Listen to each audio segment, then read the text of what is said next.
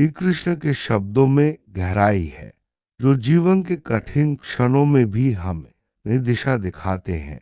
जब कोई हमारे साथ कटुता से पेश आता है, तो वह केवल हमें तोड़ने का प्रयास नहीं करता, बल्कि हमारे भीतर छिपी शक्ति को भी जगाता है।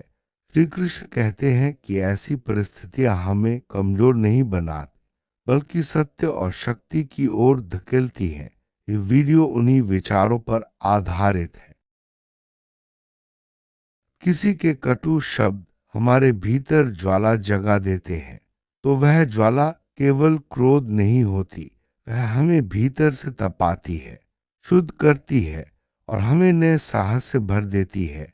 यह आग हमें कमजोर नहीं बनाती, बल्कि हमारे आत्मबल को और मजबूत करती है। श्री कृष्ण के अनुसार ये ज्वाला हमें सत्य की ओर ले जाती है, जहां हम अपने उद्देश्य को और स्पष्टता से देख पाते हैं। लोग सोचते हैं कि एक माफी सब कुछ मिटा सकती है, लेकिन श्री कृष्ण कहते हैं कि कर्म का नियम अटल है, माफी केवल एक शब्द है। असली असर हमारे कर्मों में दिखता है। यदि कोई केवल क्षमा मांगकर अपने कर्तव्यों से बचना चाहता है, तो वह कर्म के नियम को नहीं समझता। हमें अपने कर्मों के परिणामों को स्वीकारना ही होगा। माफी के शब्द हमारे उद्देश्य को नहीं बदल सकते, हमारी ठान, हमारा प्राण स्पंदन और हमारा लक्ष्य किसी की हल्की सी क्षमा से नहीं मिटता। श्री कृष्ण हमें याद दिलाते हैं कि हमें अपने उद्देश्य के प्रति अडिग रहना चाहिए, चाहे सामने वाले के शब्द कितने भी तीखे क्यों न हो। कठोर शब्दों का उद्देश्य हमें तोड़ना होता है, लेकिन वही आग हमें तपाकर शुद्ध भी करती है। जब हम उस ताप को सही दिशा में लगाते हैं, तो वह हमें नए दृष्टिकोण और स्पष्टता से भर देता है। यह प्रक्रिया हमें भीतर से मजबूत बनाती है और आगे बढ़ने की प्रेरणा देती है। माफी का असली प्रभाव शब्दों में नहीं, बल्कि हमारी परिणामी सामर्थ्य में छुपा होता है। जब हम माफ करते हैं या माफी स्वीकारते हैं, तो असली बदलाव हमारे व्यवहार और सोच में दिखता है। श्री कृष्ण कहते हैं कि हमें अपने कर्मों से ही अपनी शक्ति को साबित करना चाहिए। जो लोग सोचते हैं कि माफी उनका बचाव है, वे भूल जाते हैं कि हर कर्म का फल निश्चित है। माफी का अर्थ क्षमा हो सकता है, लेकिन वह दोष और उसके परिणामों को स्वतः समाप्त नहीं करती। हमें अपने कर्मों के लिए उत्तरदायी रहना चाहिए और न्याय, सत्य और आत्मसम्मान की मांग करनी चाहिए। न्याय केवल वाणी से नहीं, बल्कि कर्म से पूरा होता है। श्री कृष्ण हमें सिखाते हैं कि हमें अपने अधिकारों के लिए केवल बोलना ही नहीं, बल्कि सही कदम भी उठाने चाहिए। जब हम अपने कर्मों से न्याय की मांग करते हैं, तो समाज में भी सकारात्मक बदलाव आता है। अब समय है कि हम अपनी भीतरी आग को सही दिशा दें, क्रोध को अवमानना में नहीं, बल्कि परिवर्तन की प्रेरणा में बदले। अपनी ऊर्जा को निर्मल लक्ष्य पर केंद्रित करें और अपने जीवन को पुनर्निर्मित करें। यही आग हमें प्रवृत्ति और दृढ़ता देगी, न कि विनाश। अगर किसी की माफी सधी है, तो उसका असली प्रभाव नकारात्मक हो सकता है। कई लोग केवल अपनी गलती से मुक्त होना चाहते हैं, लेकिन परिणाम नहीं सहना चाहते। हमें समझना होगा कि उनका पछतावा कब वास्तविक है और कब केवल दिखावा। वास्तविक परिवर्तन तब दिखता है जब व्यक्ति अपने कर्मों का उत्तर भी देता है। केवल शब्दों से नहीं बल्कि व्यवहार से सुधार दिखना चाहिए। श्री कृष्ण कहते हैं कि असली पश्चाताप वही है जिसमें कर्मों की जिम्मेदारी ली जाए। हमें अपने अधिकारों और सीमाओं की रक्षा करनी चाहिए। अगर माफी के बाद भी वही हालात लौट आते हैं तो उसका परिणाम सामने वाले की जिम्मेदारी बनता है। सीमा तय करना, स्पष्ट अपेक्षाएं रखना और आवश्यक कार्रवाई करना आत्मसम्मान के लिए जरूरी है। श्री कृष्ण कहते हैं कि न्याय का मार्ग तात्कालिक क्रोध से नहीं, विवेक से चलता है। हमें अपने कदम सोच समझ कर उठाने चाहिए। जरूरत हो तो संज्ञान ले, दस्तावेजीकरण करे और सही मंच पर अपनी बात रखे। यही विवेकपूर्ण मार्ग हमें सच्चा न्याय दिला सकता है। जब हम व्यवस्था में कदम रखते हैं तो न केवल निजी बल्कि सामाजिक न्याय भी सुनिश्चित होता है। अपने अधिकारों के लिए सही प्रक्रिया अपनाना जरूरी है। इससे समाज में भी न्याय की भावना मजबूत होती है और गलत करने वालों को सबक मिलता है। कठोरता ने हमें छला नहीं बल्कि जागृत किया है। अब हमें अपने सच्चे सहयोगियों और समर्थन प्रणालियों की ओर देखना चाहिए। जो लोग सच में हमारे साथ हैं वे हमें उठाने में सहायक होंगे। समय के साथ जिनके शब्द केवल जहर भरते रहे उनकी असलियत भी उजागर हो जाएगी। जब हम शांत परंतु दृढ़ रहते हैं तो सामने वाले का नकाब स्वयं फट जाता है।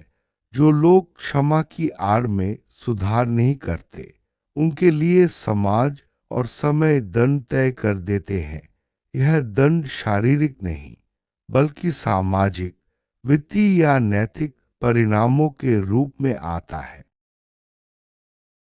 समय के साथ उनके कर्मों का परिणाम उनकी नैतिकता को परखेगा। समाज और समय दोनों ही ऐसे लोगों के लिए दंड निर्धारित करते हैं जो केवल शब्दों में माफी मांगते हैं लेकिन व्यवहार में बदलाव नहीं लाते। अब हमारी आग केवल प्रतिक्रिया नहीं बल्कि परिवर्तन का स्रोत बननी चाहिए। हमें अपनी ऊर्जा को ज्ञान अर्जित करने, कौशल निखारने और आत्मोन्नति में लगाना चाहिए। जब हम स्वयं को ऊंचा उठाते हैं तो दूसरों की माफी का प्रभाव स्वतः ही समाप्त हो जाता है। विनम्रता का अर्थ कमजोरी नहीं है, यह समझदारी है। लेकिन जब बार बार विनम्रता का दुरुपयोग हो तो सीमा लगाना भी धर्म है। अपनी गरिमा बनाए रखना और आवश्यक कार्रवाई करना दोनों ही धर्म के अनुरूप हैं। यही संतुलन हमें सच्ची विजय दिलाता है। जब हम विनम्रता और दृढ़ता के बीच संतुलन बनाते हैं तो हम अपने आत्मसम्मान की रक्षा कर पाते हैं और जीवन में आगे बढ़ते हैं। माफी को तभी स्वीकार करना चाहिए जब उसमें वास्तविक परिवर्तन दिखे। शब्दों से अधिक कर्म बोलते हैं। यदि सामने वाला केवल शाब्दिक पश्चाताप दिखाता है और फिर वही व्यवहार दोहराता है तो उसे न्याय भुगतना होगा। हमारा उत्तर अहिंसा और स्पष्टता से होना चाहिए। प्रतिशोध का मार्ग केवल और अधिक जहर पैदा करता है जबकि न्याय और सीमा का मार्ग स्थायी सबक देता है। शांति के साथ अपने अधिकारों की रक्षा करना ही प्रभावी परिवर्तन लाता है। हर गलती और पछतावे का लेखा जोखा रखा जाता है।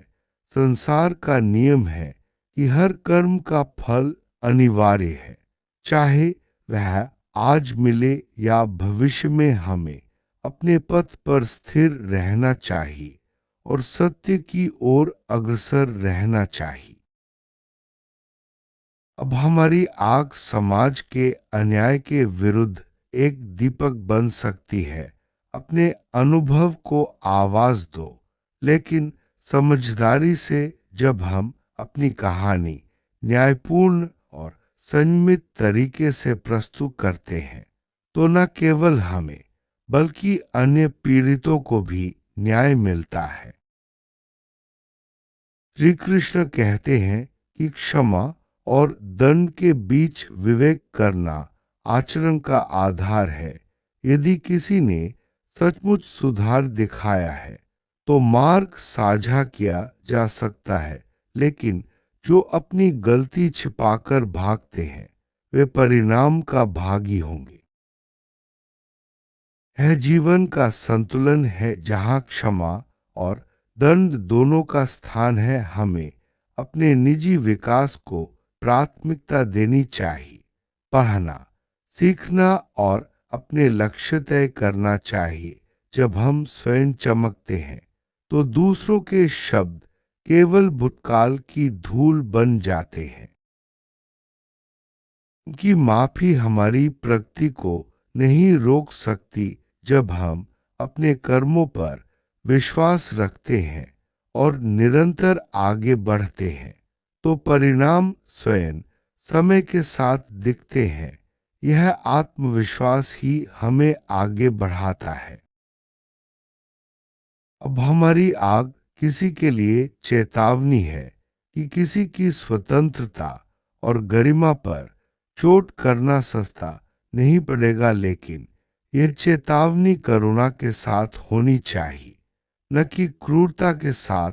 अपने लक्ष्य को ऊंचा रखना और न्याय की मांग करना ही सच्चा प्रतिकार है। कि माफी हमें अंदर से नहीं बदल सकती, केवल हमारा कर्म ही हमें नया स्वरूप देता है। इसलिए अपने कर्मों पर विश्वास रखे और निरंतरता से आगे बढ़े। परिणाम समय के साथ अपने आप सामने आएंगे। आखिरकार सत्य की आग हमेशा न्याय की ज्वाला बनकर निकलती है। यह हमें नष्ट करने के लिए नहीं, बल्कि हमें मुक्त करने और हमारे अधिकार स्थापित करने के लिए है। हर किसी को अपने कर्मों का हिसाब देना ही होगा। हर किसी को उसी नियम का सामना करना होगा, चाहे वे आज शांत बैठे। कल उन्हें अपने कर्मों का हिसाब मिलना निश्चित है। यह जीवन का अटल सत्य है, जिसे कोई नहीं बदल सकता। अब समय है कि हम अपने जीवन का पुनर्निर्माण करें, मर्यादा, शक्ति और दया के साथ। उनके कटु शब्दों ने हमारे भीतर आग जगा दी, लेकिन वही आग हमें रोशन करेगी, न कि जलाएगी। इसी में हमारी वास्तविक विजय छुपी है। जब हम अपने जीवन को मर्यादा और शक्ति के साथ जीते हैं, तो सामने वाले की प्रकृति का फल भी स्वतः ही सामने आ जाता है। श्री कृष्ण का संदेश हमें सिखाता है कि जीवन में संतुलन, विवेक और आत्मसम्मान सबसे महत्वपूर्ण है। जब हम इन मूल्यों को अपनाते हैं, तो कोई भी कटुता या माफी हमें रोक नहीं सकती। राधे कृष्ण का नाम लेते हुए हम अपने जीवन में प्रेम, करुणा और शक्ति का संचार कर सकते हैं। यही श्री कृष्ण का सच्चा संदेश है। आत्मसम्मान, न्याय और विवेक के साथ आगे बढ़ना। हर परिस्थिति में आत्मसम्मान की रक्षा करना जरूरी है, चाहे सामने वाला कितना भी बड़ा क्यों ना हो। हमें अपनी सीमाएं और अधिकार स्पष्ट रखने चाहिए। यही आत्मसम्मान की असली पहचान है। अपने भीतर की आग को सकारात्मक ऊर्जा में बदलना सीखें। जब हम अपनी ऊर्जा को सही दिशा में लगाते हैं तो जीवन में हर चुनौती अवसर बन जाती है। ज्ञान अर्जित करना और कौशल निखारना आत्मविकास का सबसे बड़ा साधन है। जब हम सीखते हैं और खुद को बेहतर बनाते हैं तो कोई भी माफी या आलोचना हमें रोक नहीं सकती। जब हम अपने अनुभव को साझा करते हैं और न्याय की मांग करते हैं तो समाज में भी बदलाव आता है। हमारी कहानी अन्य पीड़ितों के लिए भी प्रेरणा बन सकती है। धैर्य और निरंतरता से ही हम अपने लक्ष्य तक पहुंच सकते हैं। समय के साथ हमारे कर्मों का फल अवश्य मिलता है, इसलिए कभी हार न माने। सच्चे साथी वही हैं जो कठिन समय में हमारे साथ खड़े रहते हैं। हमें ऐसे लोगों की पहचान करनी चाहिए और उनके साथ अपने संबंध मजबूत करने चाहिए। न्याय की मांग केवल अपने लिए नहीं बल्कि समाज के लिए भी जरूरी है। जब हम न्याय के लिए आवाज उठाते हैं तो अन्याय करने वालों को भी सबक मिलता है। आत्मनिर्भरता ही सच्ची शक्ति है। जब हम अपने फैसले खुद लेते हैं और अपने कर्मों पर विश्वास रखते हैं तो कोई भी परिस्थिति हमें डिगा नहीं सकती। हर प्रतिक्रिया समझदारी से दे। प्रतिशोध की जगह विवेक और न्याय का मार्ग चुने। इससे न केवल आपकी गरिमा बनी रहती है बल्कि समाज में भी सकारात्मक संदेश जाता है। श्री कृष्ण का अंतिम संदेश यही है, अपने जीवन को मर्यादा, शक्ति और दया के साथ पुनः रचना। कटु शब्दों की आग तुम्हें रोशन करेगी और यही तुम्हारी असली विजय होगी। अपने कर्मों पर विश्वास रखो, सत्य के मार्ग पर चलो और जीवन में आगे बढ़ो। जय श्री कृष्ण।